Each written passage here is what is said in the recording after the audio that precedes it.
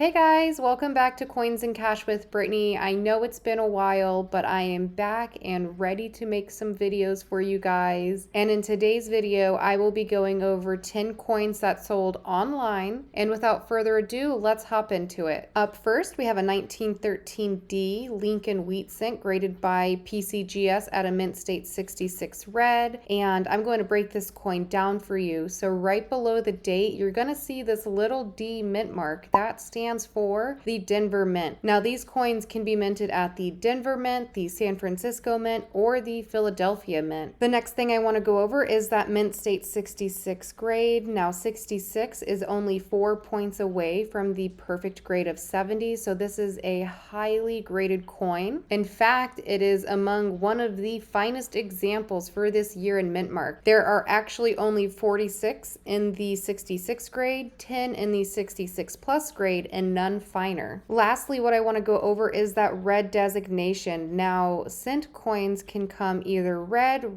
brown, or brown depending on environmental conditions and the type of metal the coin is struck on. Now, red is the intended color for these coins, and they will typically sell for more money as opposed to the red, brown, or brown. So due to the high condition of this coin, it sold for $6,300. Up next, we have a 2000p Jefferson nickel graded by PCGS at a mint state 65, and you may be looking at this coin and wondering what the heck has happened. Well, this Jefferson nickel was actually struck with two obverse dies, and the reason why this Jefferson nickel looks so soft and not well struck is actually because the dies that struck this coin were improperly spaced, resulting in this weakly struck coin. But it was strong enough that we can read the date and mint mark. And due to the error of this coin, it sold for $20,520. Up next, we have a 1938D Jefferson nickel graded by PCGS at a mint state 68 plus with the full steps designation. So there's a couple things going on with this coin that I'd like to break down for you. First is that D mint mark. That is going to be located on the reverse of the coin. To the right of Monticello, you are going to find that little D mint mark. While we're on the back of this coin, let's take a look at Monticello. Now above Monticello, you're going to see these full steps. Now these steps are the highest point on the coin. They're the hardest to strike and they get worn down the quickest. So you can have uncirculated coins without the full steps. So when you receive the full step designation, it will definitely increase the value. And lastly, that mint state 68 plus grade. Now 68 is only 2 points away from the perfect grade of 70, which is a high grade for this coin, in addition to that plus designation. Now the plus designation is given to a coin that looks exceptionally well but doesn't quite meet the next grade standard, so that plus designation is going to add that value. So the trifecta of this being a Denver minted coin, it was graded at the mint state 68 plus grade with that full steps designation, allowed this coin to sell for $33,600. $58,750 this 1916D Lincoln Wheat Cent sold for. Now this coin is graded by PCGS at a mint state 67 red, and you may be asking yourself, well, why did it sell for $58,750? And we'll break this down for you. So we do have that D mint mark standing for the Denver Mint. It is graded at a mint state 67, which is 3 grades away from the perfect grade of 70, and it has that red designation. One thing to keep in mind is supply and demand. So this year in mint produced nearly 36 million coins. So that's a lot of coins to be out there. It's actually not very hard to find a 1916D Lincoln Wheat Cent out and change. However, it's going to be extremely hard to find it in the uncirculated grade, especially in this high of condition. And condition is very important for your coins. So if you have a rare coin, you want to keep it safe and you don't want to damage it, because the more wear and tear your coin has, the less it's going to be worth. So due to the high grade, this coin sold for $58,750. $23,000 for this 1950 D/S silver Washington quarter graded by PCGS at a mint state 66. If you didn't know, any dime, quarter, half dollar, and dollar minted in 1964 and earlier are composed of 90% 90% silver and 10% copper. So regardless of condition, guys, do not sell those coins because they have more silver value than they do face value. So there's two main reasons why this coin sold for $23,000. First being that D/S mint mark. So let's take a look at the back of the coin and zoom in on the mint mark, which is at the bottom center on the reverse, right above the R in quarter. This is actually a mint mistake, and you will probably need some type of magnification if you're looking at your coin to see if you have a D/S. But if you take a close look, and I'll pop up some magnified photos of the D/S, you can see that there's two different mint marks there. Secondly is that high grade of mint state 66. So due to that D/S mint mark and that high grade, this coin sold for $23,000. Up next, we have a 1946S silver Roosevelt dime graded by PCGS at a mint state 68 with the full bands designation. Now let's get this elephant out of the room, which is that toning or that coloration on the obverse and reverse of this coin. Now toning occurs when the surrounding air oxidizes with the metals in the coin, creating this look. Now some toning can be very beautiful while others could be very off-putting. Some collectors might find this to be very attractive while others would say, well, I'm not paying anything extra for that coin. But due to the color array of this coin and the placement of it, I will say had a positive impact for this coin. Now the next thing I want to go over is that S mint mark. So that stands for the San Francisco Mint, and that is located on the reverse or back of the coin. It's going to be more bottom centered of the torch on the left hand side. Now San Francisco typically produces the least amount of coins compared to the Denver and Philadelphia Mint, but that is not always the case. And while we're on the back of this coin, let's take a look at that torch. Now similar to the steps on the Jefferson nickel, the horizontal bands on the torch are the highest point on the coin. They get worn down the quickest and they are the hardest to strike. Keep in mind, you could have a Roosevelt dime that is uncirculated but still does not have that full band designation. And if your coin receives that full band designation, then your coin has additional value. And lastly, that mint state 68 grade, that is 2 points away from the perfect grade of 70. This is one of the finest 1946S Roosevelt dimes that have been graded. In fact, there's only 7 in the mint state 68 grade and none finer. So due to the high grade, this coin sold for $3,818.75. Okay guys, I know we are all familiar with the Sacagawea dollar, but sometimes it is these smallest details that can allow a coin to sell for so much money, just like this coin that sold for $84,000. And you might be asking yourself, well, why did it sell for so much money? Well, let's flip it over to the back. Does that back look very familiar? It does, but does that go with the Sacagawea dollar coin? It does not. So this coin has the Sacagawea dollar obverse and has a presidential dollar reverse. These two coins should never have been paired together, and you can tell that nobody noticed, at least for quite some time, because this coin was graded by NGC at an AU58. Now AU58 is the first grade into the circulated condition. So this was passing through people's hands and it was in their wallets before someone noticed that the front and the back of the coin don't go together. They got this coin graded and sold it online for $84,000. Here we have a 1932D silver Washington quarter graded by PCGS at a mint state 66. And if you didn't know, 1932 was the first year the United States Mint produced Washington quarters. Now the first year that the Washington quarter was minted, they were minted at the Philadelphia, San Francisco, and Denver Mint. I will say that the 32S and the 32D are going to be highly collectible and sought after. However, you have to be very careful when buying coins online, especially if they are not certified. The reason why I say this is because I have seen a handful of altered 1932D Washington quarters where someone took a Philadelphia minted Washington quarter and added the D mint mark. When coins are altered, it destroys the value and it doesn't make it rare and it doesn't make it genuine. On top of the rarity of this coin, we also have that mint state 66 grade that was given by PCGS. So due to the high grade and the rarity of this coin, it sold for $82,250. Our second to last coin is this beautiful 1968 Roosevelt dime. And I'd like you to pause the video and leave a comment down below why you think it sold for $48,875 before I tell you. And you may be looking at this coin and wondering, well, Brittany, this coin looks a little bit different than the other coins you showed in the video. And you would be correct. And that's because it is a proof coin. Now, proof coins are done in a separate process compared to our business strike coins. These are done one by one by a mint employee by hand, and they are struck multiple times. Another fun fact is that this coin was struck at the San Francisco Mint. And because it was struck at the San Francisco Mint, this coin should have an S mint mark above the date, but it does not. You have to have a 1968 proof coin with no S in order for this coin to be very valuable. Now, this Roosevelt dime was graded by PCGS at a proof 68 cameo, which is 2 points away from that perfect grade of 70, and that is why it sold for $48,875. And our last and final coin is a 1943 bronze Lincoln wheat cent graded by NGC at a mint state 62 brown. And you might be asking yourself, why did this coin sell for $282,000? Well, that is because this coin should have been struck on a zinc-coated steel planchet. Why did the U.S. Mint make that composition transition? Well, that is because in 1943, the United States needed bronze to make ammunition, so they transitioned from the bronze planchet to the zinc-coated steel planchet. And one way that you can tell if you have a wrong planchet coin is by weighing your coin and seeing if it weighs the intended weight it's supposed to. Because this coin is so rare and highly sought after, there are people out there who will try to replicate this coin, or they'll take a steel cent and they'll coat it in copper. So always weigh your coins, because a steel cent should weigh 2.702 grams and a bronze planchet should weigh 3.1 grams. There is going to be a difference in weight. However, the US Mint allows about 10% fluctuation. So it is okay that this coin weighed 3.07 grams. So due to the rarity of this coin and the grade it received is why it sold for $282,000. I really hope you guys enjoyed this video as I enjoyed making it. I'm so happy to be back, and